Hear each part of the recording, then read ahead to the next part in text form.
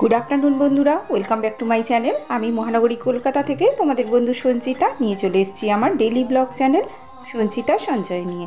আশা করছি তোমরা দেশে ও দেশের বাইরে যে যে প্রান্ত থেকে আমার এই ভিডিওটা দেখছো সবাই ভালো আছো, সুস্থ আছো আর সাবধানেও আছো।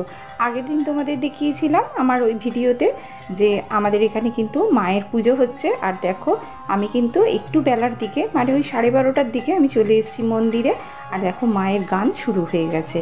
তা মায়ের গান যখন দেখতে এসেছি একটু মন্দিরটাও ভালো করে ঘুরে যাচ্ছি। আর তোমাদের তো আমি সকালবেলা দেখিয়েছিলাম যে কতটা ফাঁকা ছিল, আর বলেছিলাম যে বেলার দিক হলে কিন্তু একদম মন্দিরের ভেতরে ঢোকাও যায় না আর প্যান্ডেলের কাছে আসাও যায় না। দেখো এত ভিড় হয়েছে। আর যেহেতু শীতলা মার গান হচ্ছে সবাই বসে শুনছে, দাঁড়িয়েও শুনছে, আর তার সঙ্গে পুজোও দিতে এসছে। আর এটা যেহেতু একটা বিশাল বড় এলাকা ভিত্তিক পুজো হয়, সেই জন্য এখানে 3-4টে পাড়া থেকে সমস্ত লোকেরা আসে এই মায়ের গান শুনতে আর এখানে পুজো দিতে।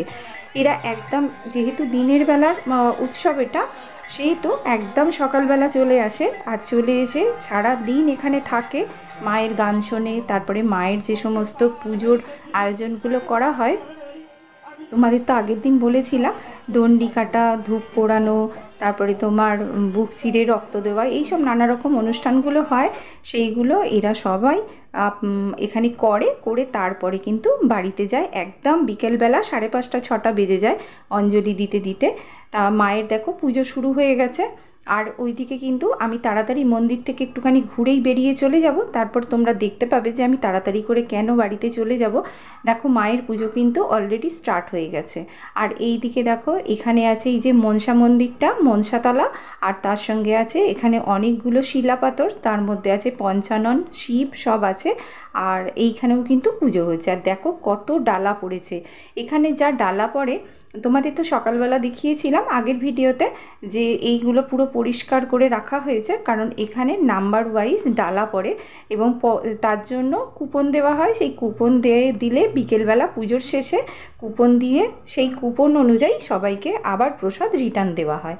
তা এই পুরো মন্দিরটাই দেখো, নাট মন্দির থেকে শুরু করে আর নিচে পর্যন্ত কত ডালা পড়েছে। এখানে প্রায় 5 থেকে 6 হাজার ডালা পড়ে একসঙ্গে।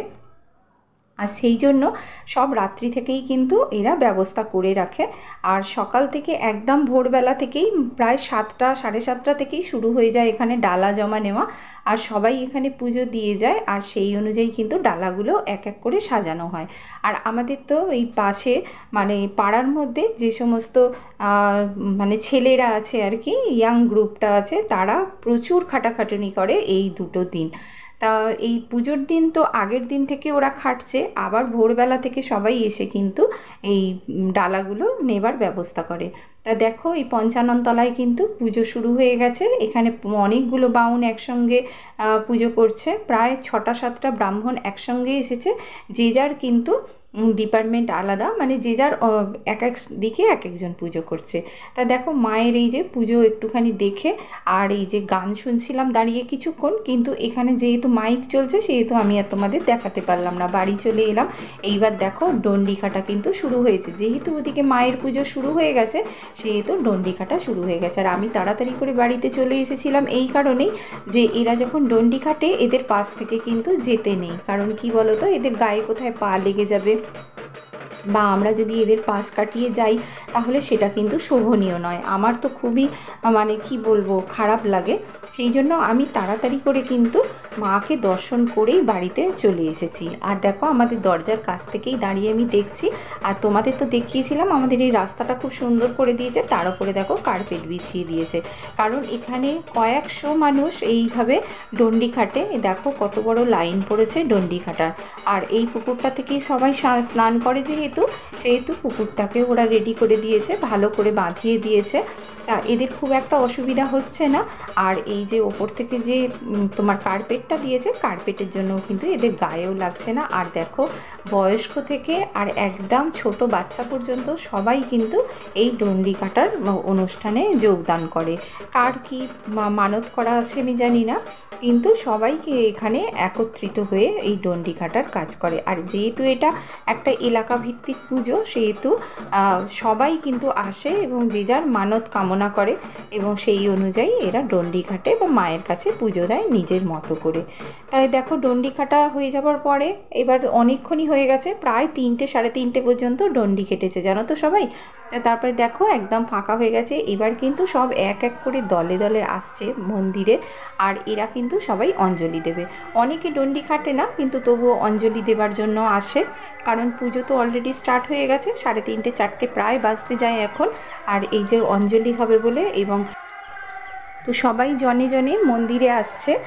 এই দেখতেই পাচ্ছ, আমি কিন্তু মন্দির থেকে ঘুরে চলে এসেছি সেহেতু আমি কিন্তু আর মন্দিরে এখন যাব না, আমি একদম বিকেলবেলা যাব, কারণ এখন প্রচণ্ড ভিড়, আমি ওখানে পাই রাখতে পারবো না। তো দেখো সন্ধেবেলা আমি সেজেগুজে কিন্তু বেরিয়ে পড়েছি একটু মেলাটায় ঘুরবো। তা সকাল থেকেই তো একদম বেরোতে পারিনি, কারণ আমাদের বাড়ির সামনে দেখতেই পাচ্ছিলে কত ভিড়, তাই জন্য তাড়াতাড়ি করে কিন্তু আমি ঘরে ঢুকে গিয়েছিলাম। আর এই সন্ধেবেলা দেখো সেই যে বুঝে একটুখানি বেরিয়েছি, যে বাড়ির সামনে মেলা অথচ বেরোবো না, মনটা খারাপ লাগছিল। মেয়ে তো বেরোতেই চাইছিল না, তবুও আমি ওকে জোর করে নিয়ে বেরোলাম, আমি একটু ঘুরে আসি বাড়ির সামনে, কারণ সারা বছর এইটার জন্য আমরা অপেক্ষা করে থাকি। কিন্তু তোমাদের তো আগে বলেছিলাম আমার মনটা এতটাই খারাপ, আমার বাড়িতে কেউ এবারে আসেনি, মা আসেনি, বোন আসেনি, কেউ আসেনি, ওরা সবাই আসে, আর সবাই কত মজা করে এই মন্দিরটায় ঘুরি, প্যান্ডেলে ঘুরি। আর সব থেকে যেটা কষ্ট লাগছিল আমার মায়ের জন্য, তার থেকেও বেশি কষ্ট লাগছিল আমার ছোট বোনের বাচ্চাটার জন্য। সে কত আনন্দ পেত এই সমস্ত মেলাগুলো দেখলে, ঘুরলে, তার খুব মজা হতো জানো তো। আর ওকে খুব আমি মিস করছি এই মেলাতে, এত খারাপ লাগছে আমার মনটা যে কি বলবো, আমার ভালোই লাগছিল না। সকালবেলা একটু বাড়ির সামনে মা এসেছে, পুজো না দেখলেই নয়, সেই জন্য এসেছি জানো তো। প্যান্ডেলে ঘুরছি, এত মনটা ফাঁকা ফাঁকা লাগছে, আর খালি না কান্না পাচ্ছে জানো তো, মায়ের জন্য বা আরও বাড়ির লোকদের জন্য খুব কান্না পাচ্ছে। তা যাই হোক, এই দেখো ঘুরতে এসেছি, মন্দিরে এলাম, প্যান্ডেলটা ঘুরলাম, আর ওই যে প্রসাদটাও একদম নিয়ে যাব এখন। ও তো 6টা সাড়ে 6টার মধ্যে পুজো শেষ হয়ে গেছে, আর তারপরেই কিন্তু যারা প্যান্ডেলে এসেছে সবাই কিন্তু যে যার মতো প্রসাদ নিয়ে চলে গেছে বাড়ি।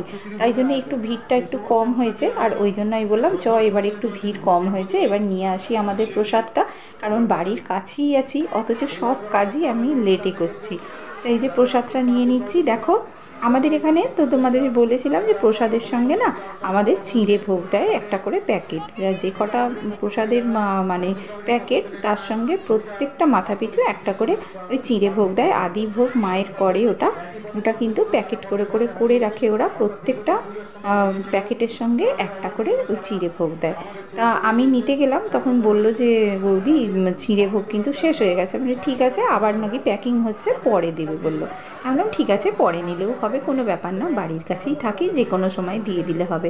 আর এরা তো আমাদের পাড়ার ছেলে, সবাই চেনে, তাই জন্য ওরা আমাকে দেখে হাসলো যে বাড়ির কাছে থাকো অথচ এত দেরি করে এলে। কিন্তু কি করব, বেরোতে তো ইচ্ছাই হচ্ছিল না। তারপরে এই যে পাড়ার সব এই বাচ্চাগুলো সব একসঙ্গে এক জায়গায় বসেছিল, সেখানে গিয়ে ওরা বললো যে কাকিমা তুমি একটুখানি বসো না। তা আমি তো বেরোইনি, এবার ওরা তো খুব মজা করছে আমাকে নিয়ে, যে এতক্ষণ পর ডুমুরের ফুল বেরোলো। তা যাই হোক, দেখো এই যে প্যান্ডেলে মন্দিরে এসে গেছি, আর দেখো মন্দিরে যত ডালা পড়েছিল তার মধ্যে কিন্তু বেশ কিছু পড়ে আছে, আর সবটাই কিন্তু নিয়ে চলে গেছে সবাই। এখন প্যান্ডেলটা ফাঁকা হয়ে আছে, তাই জন্য ভাবলাম না যাই একটুখানি বসি, আর ফাঁকা হয়ে গেছে যেহেতু, তাই জন্য একদম মায়ের কাছে চলে এলাম। এসে মাকে প্রাণ ভরে দেখলাম, আর সারা দিন মায়ের পুজো হয়েছে, মা যেন কত ক্লান্ত, দেখো কত মালা পড়েছে, আর এত মালা এখানে পড়ে যে মাকে তো সবটা দেওয়া যায় না, সেই জন্য এই মালাগুলো মন্দিরের আরও যে সমস্ত অন্য সাইডগুলো আছে সেইগুলোতে দিয়ে দেয়। আসলে বছরের একটা পুজো, সবারই তো মানত থাকে মাকে মালা দিয়ে পুজো দেবে। আর দেখো কি মোটা মোটা বড় বড় মালা, পুজোর পরে দেখো কত আলতা শাড়ি সব পরেছে, সেইগুলোকেও মায়ের কাছে সুন্দর করে গুছিয়ে রেখে দিয়ে গেছে। আর পুজো তো যেহেতু দুপুরবেলা শেষ হয়ে গেছে, আর এখানে যে সমস্ত সেবাদাসীরা আছে তারা তো এখানে কাজ করে, তারা সুন্দর করে গুছিয়ে কাজ করে দিয়ে গেছে, এখানে সব পরিষ্কার করা হয়ে গেছে। আর দেখো মা যেন সারাদিন পর কি ক্লান্ত হয়ে গেছে, আর যে মোটা মোটা মালাগুলো দিয়েছিল সেগুলো দেখো শিব বাবাজির মন্দিরকে সাজিয়ে দিয়েছে, তারপরে তোমার অশ্বত্থ গাছে দিয়েছে, বট গাছে দিয়েছে, সব অন্যান্য জায়গাতে দিয়ে এইগুলোকে সাজিয়ে দিয়েছে জানো তো মালা দিয়ে। তা দেখো সব ছেলেরা কিন্তু কাজ শুরু করে দিয়ে, উনিও এসেছেন রাত্রিবেলা মাকে দর্শন করতে, তাই জন্য আমি ভাবলাম যে ওনাকেও একটুখানি তুলে নিই, দেখিয়ে দিই। উনি বসেছিল। উনি কিন্তু ভীষণ ভালো মানুষ জানো তো, কারণ যেখানেই ওনাকে ইনভাইট করা হোক না কেন উনি কিন্তু একবার যাবেনই যাবেন। আমার তো ভীষণ মানুষ হিসাবে ভালো লাগে ওনাকে, আর উনি সব জায়গায় কিন্তু আসেন, এটাই ওনার একটা মহৎ গুণ। তা যাই হোক, এরা তো দেখে বলছে যে আমাদের একটু ছবি তোলো, আমরা তুমি ক্যামেরায় ছবি তুলছো, ভিডিও করছো, আমাকে একটু তোলো। তা যাই হোক, ওদেরকেও একটুখানি তুলে নিলাম। আর তারপরে দেখো এই যে সব বসে আছে, আমিও একটুখানি ভাবলাম যে তাহলে ওদের সঙ্গে আমিও একটু পার্টিসিপেট করি। তা সেই জন্য আমিও একটুখানি ভিডিও তুলে নিলাম। আর এরা বলছে যে তোমার ভিডিও দেখবো, সেই জন্য ওদেরকেও একটুখানি তুলে নিলাম। যাই হোক, দেখো ওরা কিন্তু খুব মজা করছে প্যান্ডেলে গিয়ে, কারণ রাত্রিবেলা যেহেতু সারাদিন আমরা একটুও সুযোগ পাইনি, সেহেতু রাত্রিবেলা গিয়ে আমরা কিন্তু মজা করছিলাম। আর এই দেখো ভোগ এসে গেছে বিয়েতে, বা তোমার নতুন করে আবার ভোগ প্যাকিং করেছে, করে আবার নিল। তা আমি নিয়ে এসেছিলাম পরে, এই দেখো মোটা মোটা মালাগুলো সব দিয়ে গেছে। তা আমি ভাবলাম বাড়ি চলে যাব এবারে, মানে মা বাড়ি চলে যাবো না, এবার মেলাটা ঘুরবো, তাই জন্য মাকে একবার শেষের মতো আরেকবার প্রণাম করে নিলাম। আর প্রণাম করে মায়ের কাছে জানালাম, মা গো সারাদিন তোমার কাছে আসতে পারিনি, তাই জন্য তোমাকে রাত্রিবেলা একটু ভালো করে দেখতে এসেছি। তা মায়ের কাছে তো একবারই ঢুকতে পারছিলাম, তখন কিন্তু দুপুরবেলা এসেছি, একদম সুযোগও পাইনি আর ঢুকতেও পারিনি। আর মেয়ে বলল, মা আমিও তাহলে একটু মাকে প্রণাম করে নিই। আর তা বললো এখানে প্রণাম করছি যখন, তাহলে একটুখানি ওই মা কালীর দিকটাতেও যাই। মা কালীর দিকটাতে গিয়েও কিন্তু ওইখানেও একটু মাকে প্রণাম করে নিলাম, কারণ ওখানে তো সবাই আছে। আর এই দিকটাও দেখো কি সুন্দর করে এখানটা সাজিয়েছে, এখানেও পুজো হয়ে গেছে, সব কিন্তু পরিষ্কার পরিচ্ছন্ন করে দিয়েছে খুব তাড়াতাড়ি করে।